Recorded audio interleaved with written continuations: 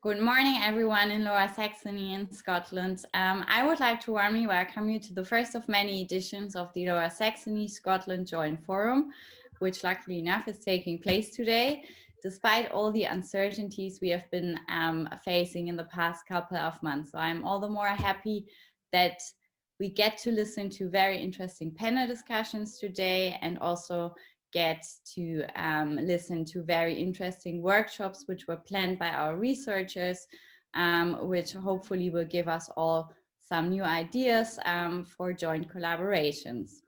To kick off our first day of the joint forum, I would like to announce a choral performance from Leuphana's own choir, which you may enjoy right now. See you in a bit.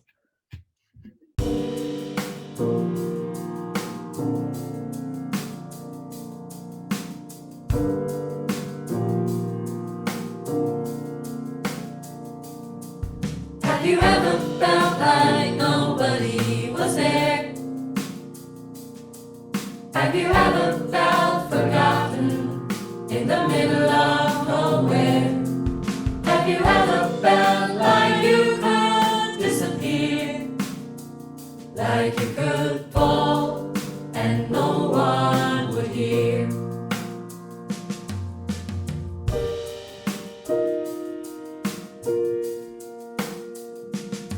So let that lonely feeling wash away, 'cause maybe there's a reason to believe you'll be okay. 'Cause when you don't feel strong enough to stand, you can reach out your hand. And oh, someone will come running, and I know they'll take you home. Even when the dark comes crashing through, when you need a friend to carry you, and when you're broken on the ground, you will be found. So let the sun come streaming in, 'cause you reach up and you rise again. Lift your head and look around, you will be found. You will be found. You will be found.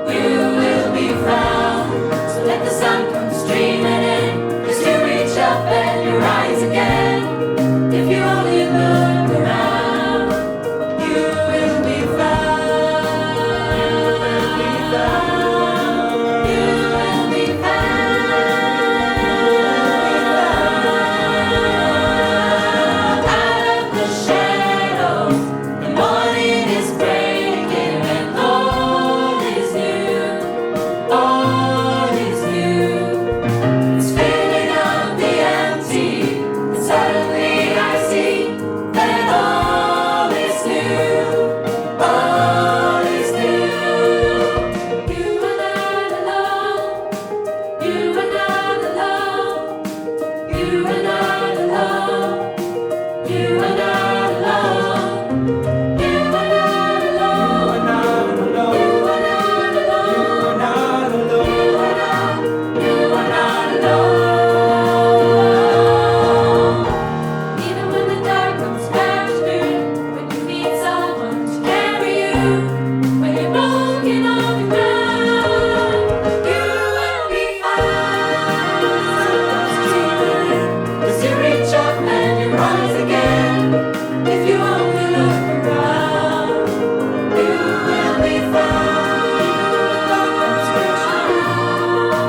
You will be fine. When you need someone to carry you, you will be fine.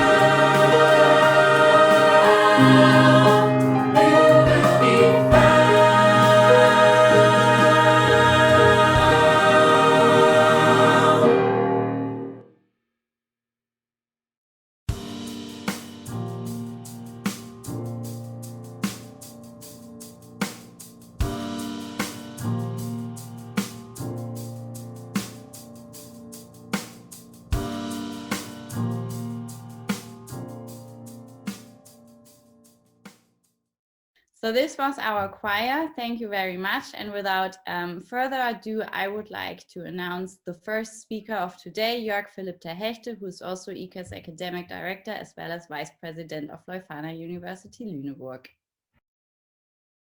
Thank you very much for attending the first Lower Saxony Scotland Joint Forum. It's a pleasure to see all of you, to see our friends in Glasgow and in Scotland, and it's fantastic that we have this amazing event today. And I'm very grateful for all supporters of the European Centers of Advanced Studies. I think it's a fantastic event we will have today. Well, it is a great pleasure that we will host 3 panels today and a couple of workshops tomorrow. And today we will discuss in our first panel the challenges, tensions, and opportunities with respect to funding. In the second panel, we will deal with study programs and teaching and the threat and challenges of COVID-19. And the third panel today will deal with new transfer ideas among universities and wider societies. And the whole joint forum is about bringing together Scottish universities and universities from Lower Saxony. And I think we should do this, we should have this every year, and we will have it every year. And I'm very happy that all of you were able to make it. And I'm happy to hand over to Rachel Sanderson from the University of Glasgow. And well, I'll be around the whole day and tomorrow, of course, too. And we will have over 250 participants, which is, I think, for an online event like this, a fantastic job. I'm very grateful to the organizers, especially the ICAS team, and well, happy to hear more from you, Rachel. Hello and good morning to Glasgow.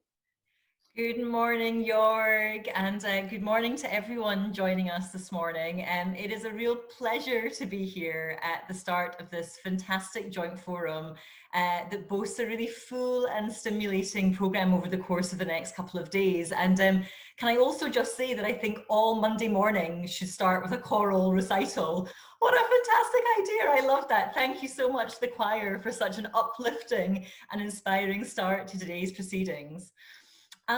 First of all, I'd really just like to acknowledge the fact that this, of course, is not how the ECAS team originally planned to host the joint forum. Earlier this year, there were hopes of meeting in person and conducting a physical meeting, which of course has not been possible as a result of the COVID-19 pandemic. However, what I will say is that the swift adoption of new communication platforms means that virtual mobility and online conferences and events have not only become the norm, but they've provided the means for greater audience reach and participation and aided our ability to offer meaningful opportunities to those groups who may otherwise have been unable to participate.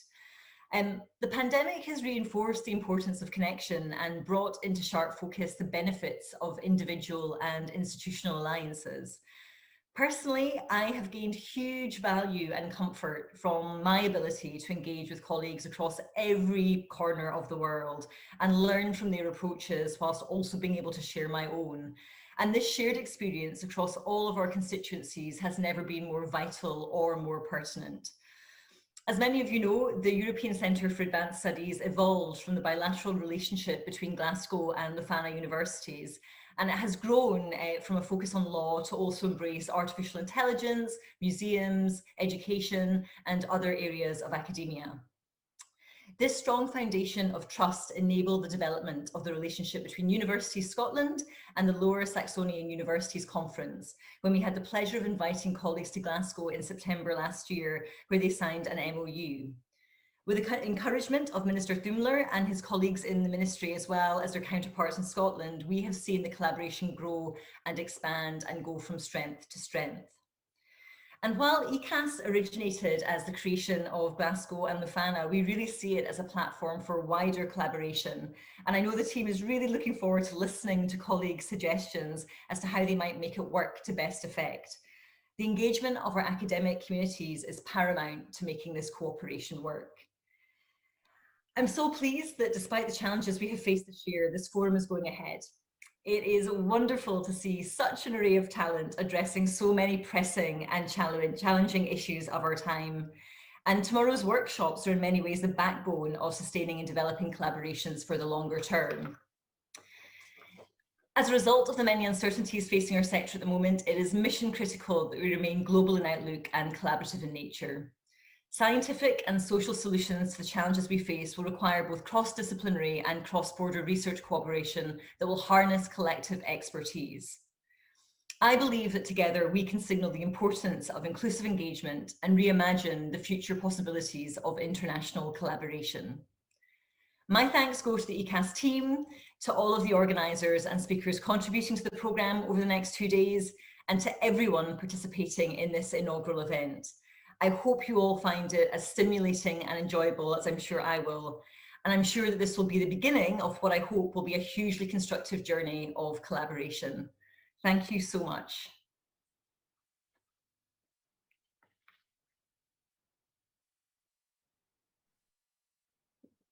And I think, am I handing over now to Sasha? Right. Yes, Sasha, please, over to you. Yeah, Rachel, thank you very much. A very warm welcome this morning, dear Mr. Thumler, dear member of the European Parliament, David McAllister, dear colleagues from Scottish and Lower Saxony University. I'm very pleased to welcome you here on a virtual basis. I would be much more happy, to welcome you on our campus, and you can see it in the background of Jörg ter Hechte, where we could celebrate this event. And I'm very happy to see some European flags, because it was also the European Commission that subsidized, this wonderful building. So on behalf of Leuphana University, a very warm welcome to all of you. If you look in history, Scotland and Lower Saxony have a very long common past. And I think it's up on us, to rebuild on this great history. It's not only that Lower Saxony had a prime minister coming from Scotland, but it's much longer. It goes back to the beginning of the 18th century, when there was, because the Queen Anne didn't have any sons or daughters, when the House of Hanover became ruler of the United Kingdom. And I think, these days we don't do politics, but we do science. And that's a very good format to combine, landscapes, people, ideas. And that's what we are working on. We are very grateful for the contributions that came from Scotland, to free Germany, because Germany wasn't able to free itself. And it's only a couple of kilometers south of our campus where the unconditional surrender was signed 75 years ago. And so it was the British that established the rule of law in this region. there was the Belgian trial in September 45 that gave the pattern for the Nuremberg trial. Though this is a very important step for, you know, the culture, the democracy, and the collaboration we can, you know, continue in these days. And I wanted also to remember that in 73, when the UK entered the European Union, you know, before it was France that was against it, not the UK itself. It was also a lot of collaboration given the industry structure at the time in both regions, and a lot of aspects that we still have in common and that are valuable to pursue in the future. So there is a frame that is important for us, and where science, research, and also education and the idea of you know, liberal education are very important. So we see these days a huge transformation, and we want all universities together, bounded, you know, 19 in Scotland and 21 public institutions in Lower Saxony. We want to contribute to this transformation. So it's rooted in history, but oriented towards the future, what we are doing. And there are so many common, you know, intellectual and political binding links that we want to discover and that we want to foster. So I'm very happy that we have these opportunities and possibilities, and that they are also in such a good manner supported by politics, and that politicians are also willing to participate today and in the upcoming process.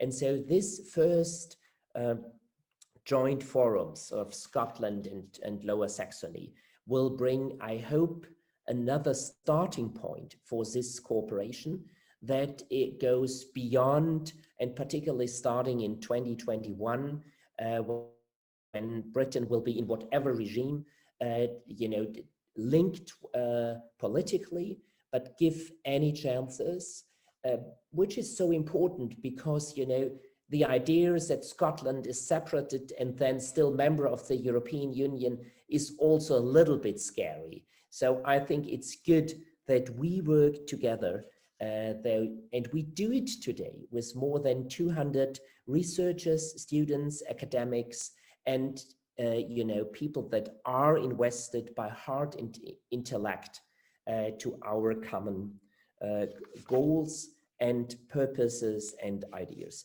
So I'm very grateful to the organizing committee, you know, to the ministries that is funding and supporting these initiatives, to my colleagues in Lower Saxony, that we work together in a new kind of, not in a competitive manner, but, you know, in a collaboration one, and that we will have the chance today to see some good perspectives. So thank you, all of you, that you are committed on the virtual basis, and I'm very keen to get to know each other and our topics. So thank you very much.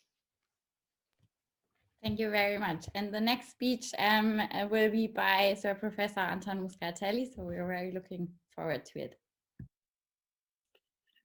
Oh, thank you very much, Judith, and Minister Tumler, Mr. McAllister, Member of the European Parliament, Sasha, Jörg, colleagues of Lufana, delighted to be with you this morning, and good morning to everyone who's participating in this first joint forum. As you've heard, in a year characterized by disruption and cancellations, I'm really delighted that we've managed to buck the trend and found a way to hold this first joint forum, albeit online.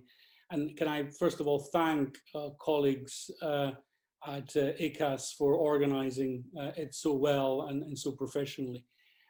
I personally, of course, very much regret having to join you on a video screen, because I would have very much liked to be in Lüneburg today. And so it's a matter of some regret that we're doing this in distance. But as Sasha said, I'm looking forward very much to our second forum in 2021, when we'll be able to finally meet each other again. as other colleagues have already alluded to, there is a huge amount of potential within international collaborations such as ours. And thank you to everyone involved in the organisation of the workshops and the seminars for putting just such a terrific programme together. I have absolutely no doubt that this will further strengthen the emerging partnership between Scottish and Lower Saxonian universities. It's just under 2.5 years ago since Glasgow and Lufana signed our joint partnership, and 18 months since the European Centre for Advanced Studies was launched. And apart from confirming just how quickly time flies, I think it reminds us just what can be achieved in a short period of time when we work together across institutions, across disciplines, across subject areas. And of course, as has been said, whilst ACAS was founded by ourselves and Lufana University, it was never intended to be a venture that benefited only two higher education institutions. From the outset, we were clear that ACAS should promote the wider development of networks, joint projects, and strategic partnerships across Lower Saxony and Scotland as a whole.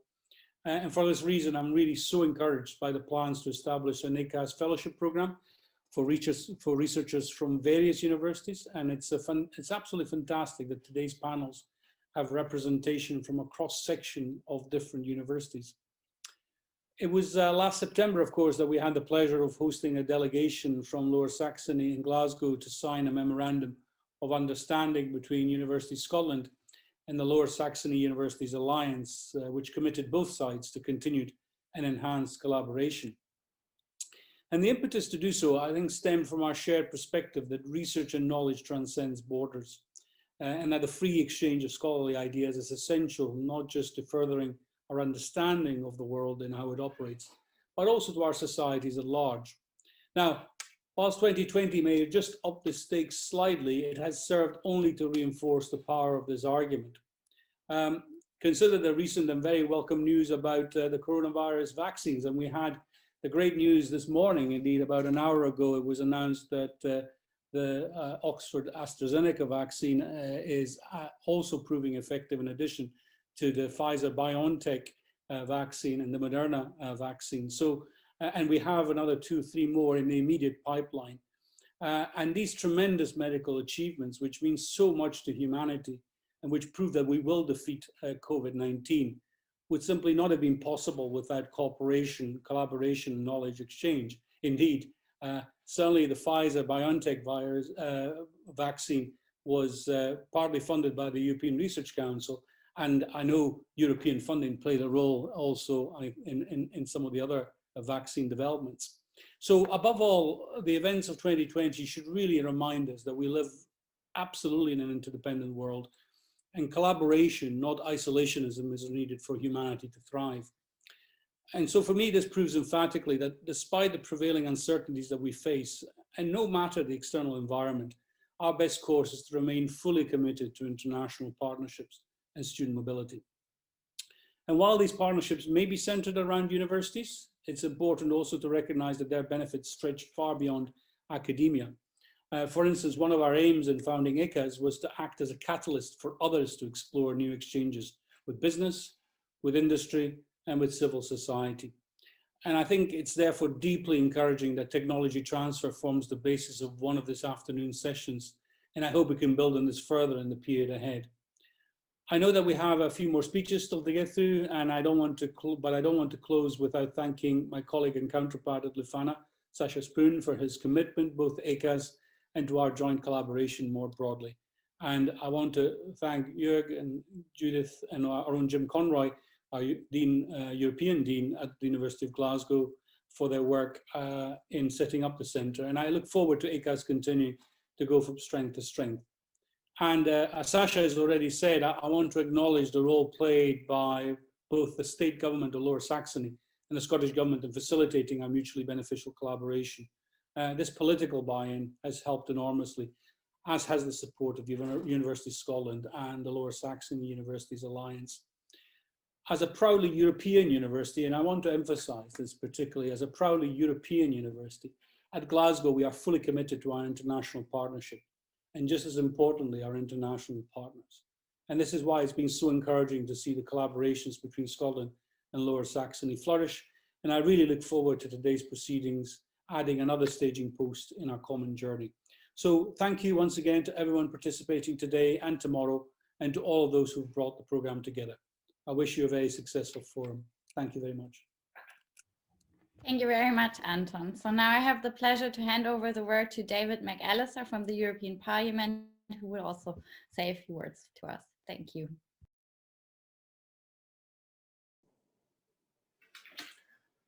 Good morning, everyone.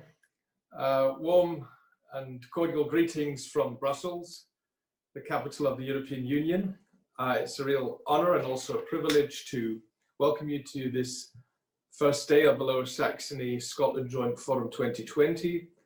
I hope that fascinating panels and workshops will be awaiting us, and that this event can contribute to the process and the future of the academic alliance between Scotland and Lower Saxony, which many of previous speakers were already referring to. I would like to make just two very brief remarks here from Brussels.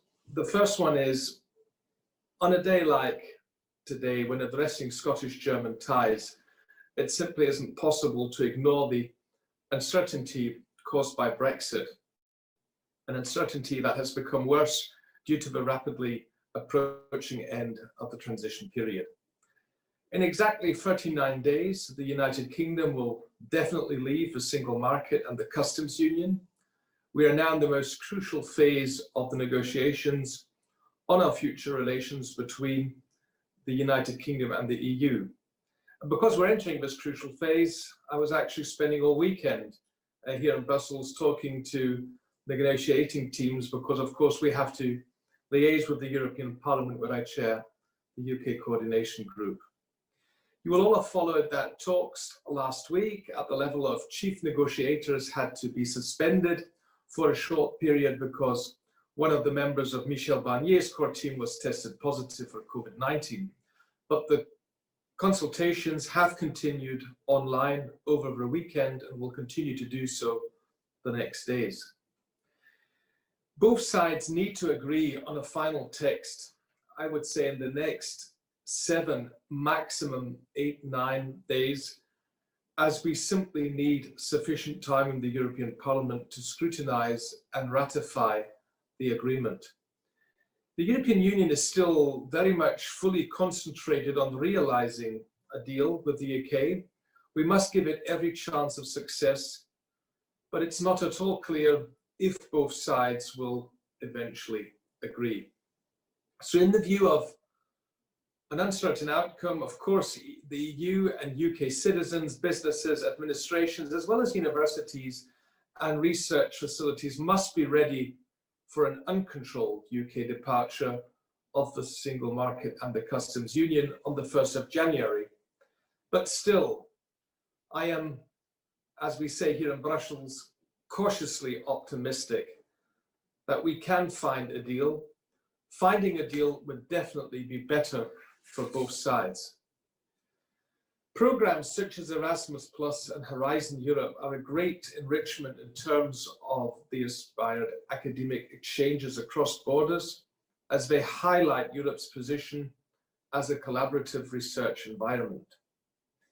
The European Parliament has been very clear on this. On the 18th of June, we adopted a resolution focusing on the ongoing negotiations between the European Union and the United Kingdom.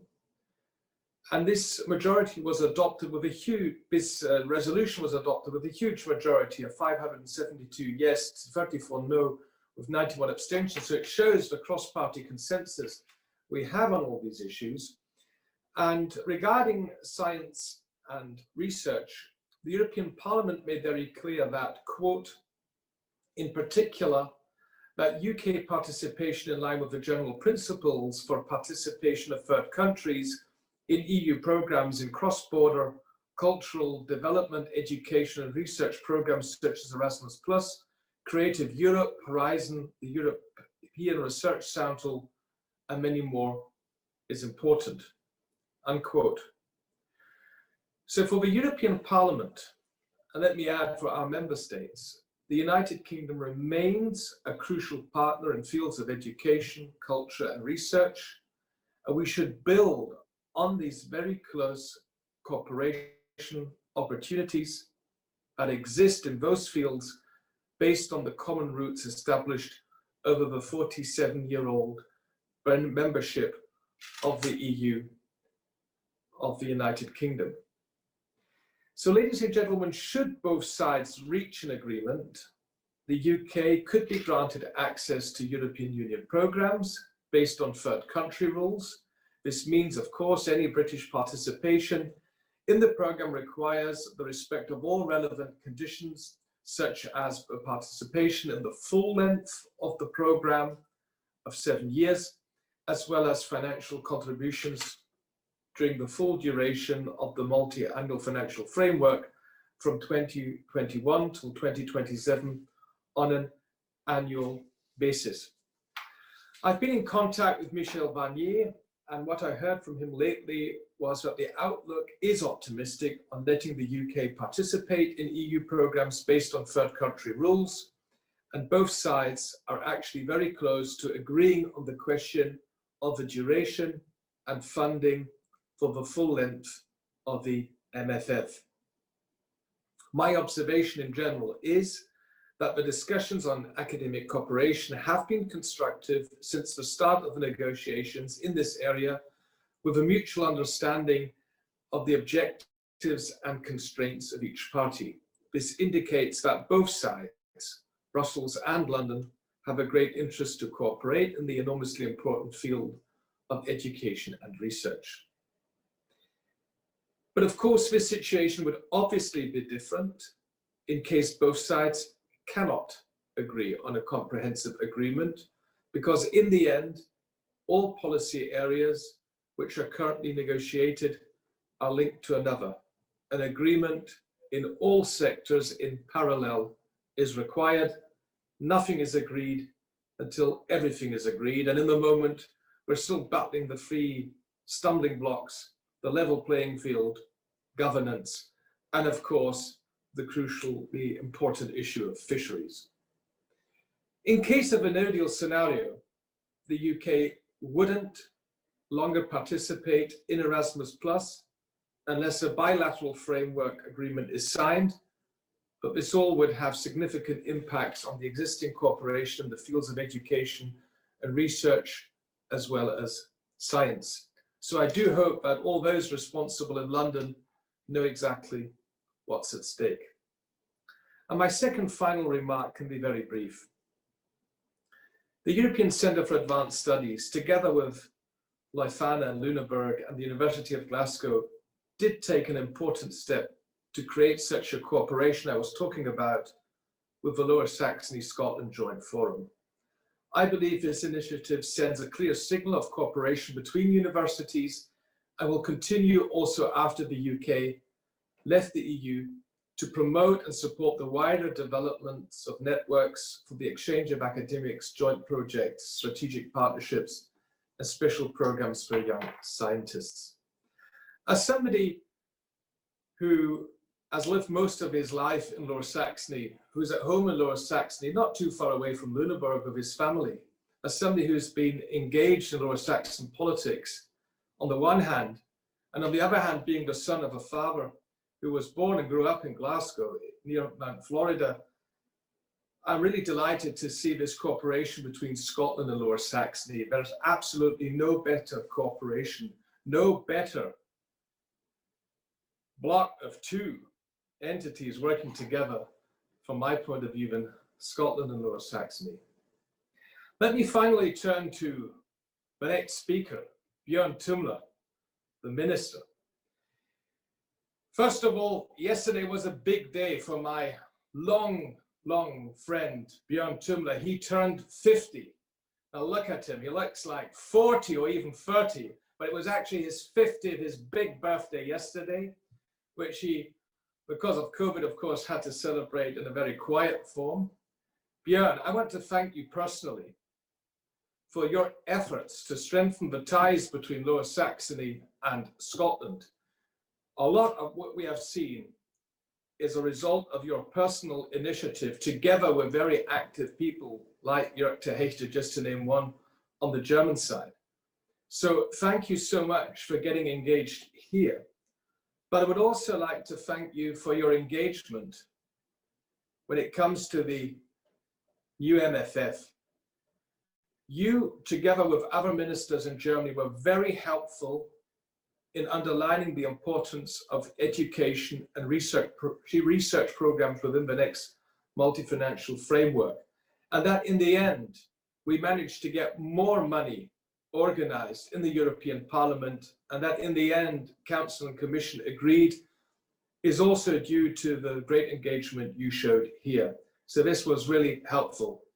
So having said this, I wish this conference a great success, and I would love to see the cooperation continue between Lower Saxony and Scotland, the two most beautiful places on earth. Thank you so much. Thank you very much. And well, I think I don't have to say anything more. Please welcome the Minister Björn Thümler. Thank you very much and welcome to all of you. And thank you, David, for the congratulation to my birthday together. It was very nice and quiet at home. Meine sehr geehrten Damen und Herren, ich freue mich sehr, dass ich einige Worte sagen darf. Und wie Sie wissen, geht jede Konferenz wissenschaftlicher Art eigentlich eine Reise voraus. Wissenschaftlerinnen und Wissenschaftler verschiedener Provenienz kommen aus ihren Heimatstädten zusammen, um mit ihren Kolleginnen und Kollegen neueste Erkenntnisse aus ihren Fachgebieten auszutauschen. Leider ist es in diesem Jahr nicht möglich. Covid-19 verhindert dies. Nichtsdestotrotz freue ich mich sehr, dass Sie alle diesem Coronavirus trotzen und am ersten Joint Forum der schottischen und niedersächsischen Hochschulen teilnehmen. Und besonders danken möchte ich beiden Direktoren des European Centers for Advanced Studies, Jörg Terhechte und Professor Conroy, und dem ECAS-Team für die professionelle Vorbereitung dieser Veranstaltung. Und wenn ich das vorweg sagen darf, die musikalische Einleitung war brillant. Auch wenn wir alle lediglich virtuell zu diesem Joint Forum gereist sind, so ging doch auch dieser Konferenz eine Reise voraus. Im vergangenen Jahr bin ich zusammen mit einer Delegation aus den niedersächsischen Hochschulen nach Schottland gefahren. An der University Glasgow sind wir damals sehr herzlich willkommen geheißen worden und wir hatten die Möglichkeit, mit vielen Repräsentanten auch von anderen schottischen Hochschulen ins Gespräch zu kommen. Zweifelsohne war die Unterzeichnung des Memorandum of Understanding zwischen University Scotland und der Landeshochschulkonferenz Niedersachsen der Höhepunkt unseres kurzen, aber intensiven Besuchs in Glasgow. Dieses Memorandum ist ein wichtiger Beitrag zum Ausbau und zur Intensivierung wissenschaftlicher Kooperation zwischen Schottland und Niedersachsen. Und das ist ein starkes Signal auch für die europäische Zusammenarbeit. Denn neben der aktuellen Pandemie, die den internationalen Austausch derzeit behindert, ist es der Brexit, und David sprach davon, der ganz konkret die Zukunft der Zusammenarbeit zwischen dem Kontinent und den britischen Inseln bedroht. In einer solchen Situation ist der erklärte Wille zur Kooperation und Partnerschaft von 19 schottischen und 20 niedersächsischen Hochschulen ein wichtiges Zeichen für den europäischen Gedanken. Ich habe dieses Zeichen gern aufgegriffen und schon während der Reise in Aussicht gestellt, dass ich diesen Kooperationswillen nicht nur persönlich begleiten und fördern werde, sondern auch als Wissenschaftsminister unterstützen möchte. Mein Haus und meine Mitarbeiter haben daher sehr schnell und unbürokratisch die Schottland-Initiative konzipiert, die aus 3 Bausteinen besteht. Da ist zuerst die Förderung von Projekten zur Vernetzung zwischen schottischen und niedersächsischen Hochschulen. Unmittelbar nach unserer Reise haben wir die niedersächsischen Hochschulen aufgerufen, bestehende Partnerschaften mit Schottland zu intensivieren und neue Projekte zur weiteren Vernetzung mit schottischen Partnern zu initiieren. Mit großartigem Erfolg konnten wir in 2 Ausschreibungsrunden insgesamt 32 Projekte mit einem Gesamtvolumen von 265.000 € bewilligen. Auch wenn aufgrund von Covid-19 nicht alle diese Projekte in der vorgesehenen Zeit durchgeführt werden konnten, zeigen diese Zahlen doch, dass die wissenschaftliche Zusammenarbeit zwischen Niedersachsen und Schottland lebendig und dynamisch ist. Und ich bin beeindruckt, mit welch großem Engagement sowohl die niedersächsischen als auch die schottischen Wissenschaftlerinnen und Wissenschaftler die Kooperation zwischen unseren beiden Ländern auf- und ausbauen. Das führt unmittelbar zum zweiten Baustein der Schottland-Initiative des Niedersächsischen Ministeriums für Wissenschaft und Kultur, die Vernetzung zwischen Forscherinnen und Forschern. Es ist sicherlich gut und richtig, wenn aus der Politik bisweilen Impulse für die wissenschaftliche Zusammenarbeit gesetzt werden. Aber erfolgreiche Forschungskooperationen leben von dem gemeinsamen Interesse der beteiligten Wissenschaftlerinnen und Wissenschaftler. Daher bin ich der Landeshochschulkonferenz auf der niedersächsischen und University Scotland auf der schottischen Seite dankbar, dass sie sich mit dem gemeinsamen Memorandum of Understanding darauf verständigt haben, die wissenschaftliche Vernetzung als zentrales Element und als Grundlage der Zusammenarbeit zu formulieren. Mit dem Joint Forum soll ein Forum geschaffen werden, der konkrete Begegnungen ermöglicht. Dieses erste Joint Forum ist der Beginn einer regelmäßigen Vernetzung und soll zukünftig zu einem festen Bestandteil im Jahreskalender der schottischen und niedersächsischen Wissenschaft werden. Ich bin in der Tat beeindruckt, wie erfolgreich dieser Auftakt ausfällt. Das zeigt sich nicht nur an den Anmeldezahlen, sondern dies wird auch in der Themensetzung deutlich. Welche Auswirkungen hat die Covid-19-Pandemie auf die Gestaltung von Studium und Lehre? Vor welchen Herausforderungen steht unser Forschungsfördersystem? Wie lässt sich der Wissenstransfer in die Gesellschaft bestmöglich gestalten? Dies sind nur 3 Beispiele für die zukunftsweisenden Fragestellungen, denen wir uns stellen müssen und die bei dieser Konferenz adressiert werden. Eingangs habe ich davon gesprochen, dass die Schottland-Initiative 3 Bausteine umfasst. Neben der wissenschaftlichen Projektförderung und der Unterstützung bei der Vernetzung soll auch der Austausch von Wissenschaftlerinnen und Wissenschaftlern zwischen Schottland und Niedersachsen ausgebaut werden. Mein Ministerium erarbeitet derzeit in enger Abstimmung mit dem ECAS die Grundlagen für ein Fellowship-Programm für Nachwuchswissenschaftlerinnen und Wissenschaftler. Unser Ziel ist es, über dieses Programm im kommenden Jahr die ersten Gastaufenthalte niedersächsischer Postdocs in Schottland und schottischer Postdocs hier bei uns in Niedersachsen zu ermöglichen. Dadurch soll nicht nur das Kennenlernen des jeweils anderen Hochschulumfeldes ermöglicht werden, wir wollen dazu ermuntern, dass im Rahmen dieses Fellowship-Programms auch gemeinsame Forschungsprojekte angeschoben und bearbeitet werden. Ich bin zuversichtlich, dass wir die Ausschreibung dafür zu Beginn des kommenden Jahres veröffentlichen können. Meine Damen und Herren, die Kooperation mit Schottland ist nicht aus dem Nichts entstanden. Wir konnten im vergangenen Jahr bei der ersten Ausschreibung unserer Schottland-Initiative bereits feststellen, dass es viele Kontakte niedersächsischer Wissenschaftlerinnen und Wissenschaftler zu schottischen Einrichtungen gibt. Ich möchte an dieser Verbindung an dieser Stelle noch einmal in besonderer Weise hervorheben. Die ECAS. Das ECAS, das European Centre for Advanced Studies, ist als eine gemeinsame Einrichtung der Universität Glasgow und Lüneburg aus sich heraus bereits international. In ECAS lebt die grenzüberschreitende Zusammenarbeit sowohl hinsichtlich nationaler Grenzen als auch hinsichtlich der Grenzen wissenschaftlicher Disziplinen. Hier wird europäisch gedacht und interdisziplinär geforscht. Es soll beim ECAS auch darum gehen, den Wissenstransfer in die Gesellschaft zu stärken. Somit wird ein Beitrag geleistet, um vermeintliche Grenzen zwischen Wissenschaft und Gesellschaft gar nicht erst verfestigen zu lassen.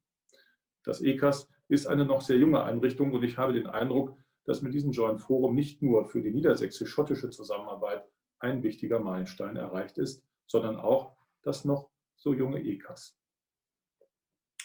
Ich wünsche Ihnen und uns allen eine erkenntnisreiche Tagung mit inspirierenden Begegnungen und einem anregenden Austausch von Gedanken und Ideen. Ich bin sicher, dass aus den neu gewonnenen Perspektiven auch neue schottisch-niedersächsische Projekte für die Zukunft entstehen werden. Ich freue mich schon jetzt auf meine nächste Reise nach Schottland, dann hoffentlich zum 2. Joint Forum. Herzlichen Dank für die Aufmerksamkeit. Thank you very much for your speech and also for the kind words about ECAS. I'm happy now to announce that our last speaker, one of our alumnus, as well as a colleague I could work with, Sedlira Kelmendi, and I'm very much looking forward to her words. Thank you very much, Judith, and good morning to everyone. As an alumna of the Leuphana University, I of course feel very honored to welcome you all today to the Lower Saxony and Scotland Joint Forum. And I have to say, during my dual degree master's studies at the Leuphana University and the University of Glasgow, I already had the privilege to be part of a fantastic cooperation. And today it makes me even more happy to see that this cooperation between Leuphana University and the University of Glasgow took further steps and is now inspiring further collaboration between researchers and students from all of Scotland and Lower Saxony. As I have the great opportunity to speak to you all, I want to thank everyone who is supporting this cooperation. And although the virus keeps us apart, it is great to see that we are able to find options and solutions to spread knowledge and information and get together like a day today. There are barriers that cannot be overcome, and there are no barriers that cannot be overcome. That's what I think. And seeing that we have institutions which aim to overcome such barriers of exchange of knowledge and further research, that makes me very happy.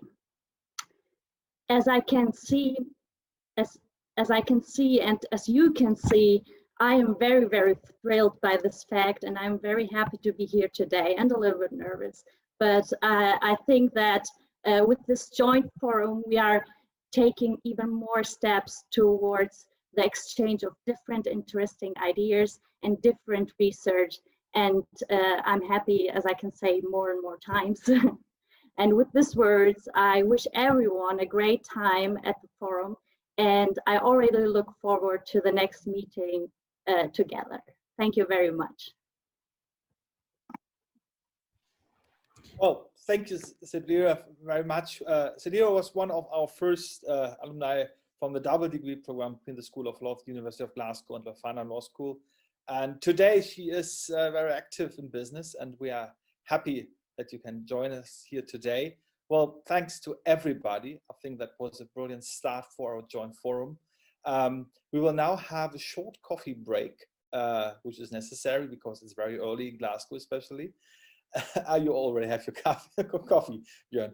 And well, thank you very much, and see you in a couple of minutes. And wow, let's start, let's work, let's bring Scotland and Lower Saxony together. Thank you very, very much.